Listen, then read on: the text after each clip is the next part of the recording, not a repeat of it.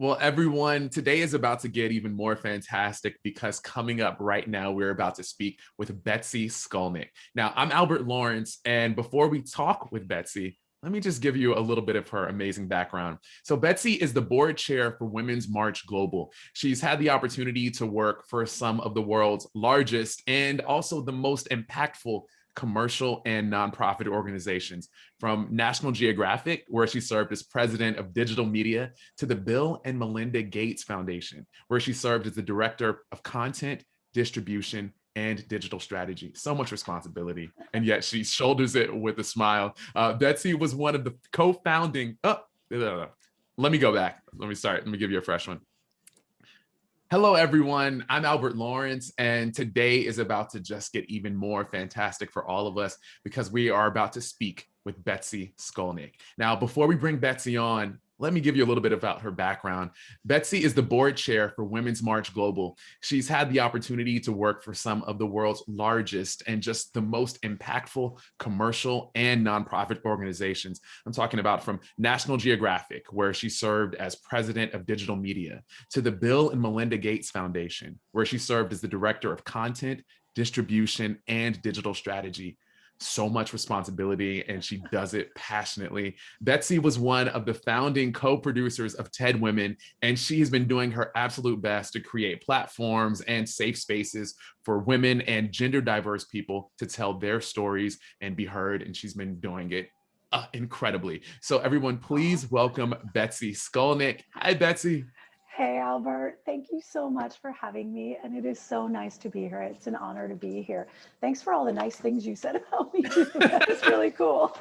It's easy to say nice things when they're true. And actually, speaking of truth, you have been working, it seems, tirelessly on a new process, on a new project. Can you share with us a little bit about all of the work that you've been putting into this, and also the goal of Global Count? Absolutely. I think it probably makes sense to give you a few minutes on Women's March Global because it's really how we came up with Global Count. Women's March Global is a grassroots organization. What this means is that there are about 120 Women's March Global chapters on every continent. And although we are unified and agree on a set of unity principles, and we normally march in solidarity together once a year across the globe, throughout the year, Women's March Global chapters are advocating for change on the issues that they prioritize in their communities. Women's March Global then supports them. We either support them with trainings to help them do a better job at what they're doing, or by amplifying their message. And so last year, around spring, we were checking in with all of our chapters. And it's not easy to talk about, but what we heard was pretty upsetting. And what we heard is that violence against women had exploded in every country across the globe. I don't think there was an exception in any conversation with any one of our chapters. Wow. And what we kept hearing is women do not feel safe at home during COVID. And then, of course, women don't feel safe not at home because of COVID. And yet, of course, that meant we weren't going to march. If women can't be safe outside, we can't march. And yet, there was this sense of incredible urgency that I can't even explain to you. You could feel it coming through the Zoom calls and phone conversations and emails. All of these women and gender diverse people in our chapters were saying, there's so much money. We're reading about money and support going everywhere for COVID relief and resetting the world after COVID. And yet they weren't seeing any of it. Their families, friends, and loved ones were hungry and ill and not seeing support. And so they felt this sense of urgency. We can't march, but how will we be heard? This can't keep happening, that we're not at the table and we're not being heard. At the same time, we were checking in with our coalition partners. So we, like many women's rights organizations, work with other organizations across the globe. So this is like an Equality Now, Global Fund for Women out. And maybe I'll talk later about the steering committee for Global Count. Many of those organizations ended up on our steering committee. But what we heard from them is that they too wanted to know, what are women and gender diverse people themselves prioritizing? What do they see as the most important issues in their communities? And who are the organizations at the local level that are helping advocate for that change? So we stood back and we said, we can't march, but we need to be heard desperately and urgently. So we came up with the idea for Global Count. Global Count will be the largest data mapping survey that will do exactly what the chapters and those coalition partners want. It's going to provide tangible data and evidence as to what people really select as the priority issues. So women and gender diverse people sharing the priority issues for them and their communities, what they see as the barriers to achieving the change they need. And then finally, the organizations that are helping make that change in their communities. And that will all come out of Global Count. And of course, then the goal is that that information will be used to make that change.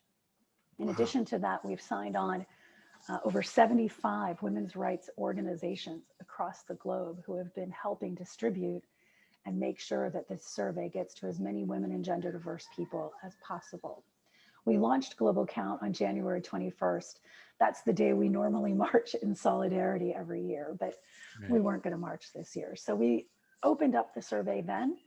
It's going to stay open through about mid-May, and we plan to really provide detailed results around June, around the Gender Equality Forum at that time. So that's what Global Count is. It's a way that women and gender diverse people can be heard in a world where they're clearly not being heard. Wow. I mean, Betsy, it's wild because even though Global Count seems to have been born out of a need, out of a discovery that's happened during the pandemic, it seems as though the goals and potentially the power and the reach of this can far outlast these times that we're in. They can far outlast the pandemic. So in a way, you built something out of a disaster that can actually just still amplify and elevate everyone, even on the other side of this. Thank you for saying that. We believe that too. You know, you're right. Initially, we just kept thinking, how do we replace the march? How do we make ourselves loud enough to remind people that women and gender diverse people need to be heard in this world? And yet it became much more than that. And you're right. We plan to do this ongoing, regardless of COVID. What I will say though is we encountered what many of the organizations and women that we are surveying encountered. From a funding perspective, difficult to get funds to do something like this in this COVID world. Billions of dollars being channeled everywhere, but not easily into really hearing what women say are their priorities. So there's this assumption of what women and gender diverse people want. And it often takes a cookie cutter approach. You know, we're going to channel money into internet access in the home for women. But if you think about it, internet access is much less important if you're not safe at home. But if that's where all the money is going, right? So we started to understand that it's really important. And we were even facing it ourselves in raising the funds for this. We also decided that since there were so many people that needed to be counted, we did something we had never done before. And we launched this survey in over 15 languages. And I can tell you, translating something into 15 languages for a small organization like ours, and with the help of our steering committee, was not easy, but it is available, you know, in all of those languages. But back to your question, you know, this one size fits all approach, I think women and gender diverse people know that that cookie cutter approach is really developed by patriarchal racist system in the end that assumes that women and gender diverse people, no matter what their background, what their color, what they look like, how they've been raised, where they've been raised, that somehow we all want the same thing at the same time. Doesn't make sense. And certainly that needs to continue, that conversation, not just because we can't march, but ongoing. Well, let's dig into that a little bit more, Cool. Betsy, because I find this to be incredibly fascinating.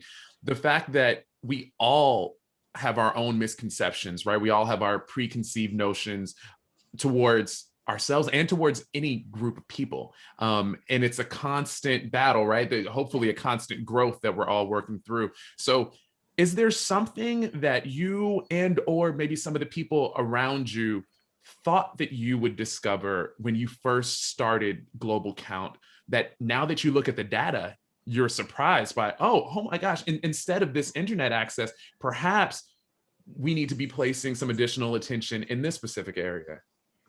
Absolutely. As I mentioned, just anecdotally, when we called our chapters, we were hearing about violence and sexual abuse. Mm, So let me give you some of the early results we have now. I should say up front that the survey isn't closed. These are not final results. We're still working on making sure that we have both the depth and breadth we need for these results. But we now have responses in over 152 countries. And not surprising to you and me, I would say, the answers are not the same for everyone, even though everyone expected that, right? But I will say this, that almost 70% of all of our respondents have said that the number one issue to them and their community is to end violence and sexual abuse against women and gender diverse people. It has, in fact, exploded everywhere. And almost across the board, the barrier to that is seen as more cultural than anything else. But when you think about it, where's the COVID relief money for that? You don't read about it. You don't see that. And it is the number one issue at this point. Why don't I give you some of the data results? And forgive me, but I'm going to have to read them. They're new to me and they're new data results. But as I said, 152 countries, and they are really from everywhere. The top 10 countries, meaning the countries that have given us the most responses, and these are not in order, are Cameroon, Zambia, Russia, Uganda, Nigeria, the UK, Kenya, Honduras, Switzerland. So really a large swath from across the globe. Let's see, let me give you some information on Europe. So as I mentioned, number one, ending violence and harassment. That was about 63% of the respondents saying there's a cultural and social barrier to that more than anything else. The second across Europe, interestingly, is environmental justice, impacting women and gender diverse people. And 50% of the people rank that as the second most important issue across Europe, with political issues being the largest barrier to that achievement. But then if you go look at the continent of Africa, you see something different. Yes, number one, ending violence and harassment at 79%. Wow. Of the respondents. Wow. Just drink that in, 79%. And then think about what you read about when it comes to what is being focused on right now. 79%. 66% cited education and youth empowerment as the second most important issue that affects us. And that is an economic issue to most people. If you look at North and South America, again, ending violence and harassment against women and gender diverse people at almost 60% of the respondents. Just a huge number. The second most important being economic and workers' rights. That was about 33%. And education and youth empowerment at 27%. So you can see things are different. I want to bring up a couple of other countries, one of them being Zambia. So Zambia and actually Cameroon, two countries that look very similar in their responses, ending violence and harassment at almost 80% in both of those countries. Education and youth empowerment as the second, and sexual, reproductive, and parental health as the third at over 30% in both places. Switzerland, ending violence, environmental justice, and racial equity at 30%. Let me choose something from South America. Let's look at Honduras as an example. Ending violence and harassment against women, 76%. Economic and workers' rights at 50%. And education and youth empowerment, 41% of the respondents chose that as the third. I want to talk about Russia. This was an interesting one for us. When we launched in Russia, over 2,000 people responded just overnight, the first night. Yeah. Wow. When you think about urgency, yeah. Think about that many people just saw this and said, I'm answering right now. And in Russia, interestingly, ending violence, harassment, and abuse against women and gender diverse people, the number one issue. The number two issue is civil rights and freedoms at 60%. and LGBTQI plus rights at almost 30%. So you can see this cookie cutter approach that generally is how women's rights and human rights are funded and combated. It's not a cookie cutter approach. No, It's not the no. same thing in each country. And the reasons for these things are not the same. In many more developed countries, it can be an economic issue and then be a cultural issue somewhere else. And that requires a different approach, a different set of partners, a different kind of funding, and a different kind of programmatic work to change things. So I thought I would share those results with you. They're pretty interesting. Yes, they are illuminating, and they are also stark, especially just the fact that violence and harassment against women is just such a global issue. Wow. Yes. But now, Betsy, now that you have that data, and as you continue to gather it, what does one do with it? I'm being told that we've got about 1 minute, but this is so juicy. But what do you so do? Fast, Albert. It went way too fast. It went way too fast. But what do we do with the data now? So as I mentioned, we have a steering committee, and that steering committee consists of some big organizations that you've heard of: Global Fund for Women, White Ribbon Alliance, Civicus, Girl Up, which is a UN Foundation organization, CARE International. On the data side, Kimberly Crenshaw, University of Maryland, Impact Mapper, and Plan International. So we know that all of our steering committee partners, as well as those 75 organizations I mentioned to you earlier across the globe, and of course the Women's March Global chapters, will all be using this data in their work. So for the organizations to inform their programmatic approaches, their funding, and the organizations that they choose to work with to make change.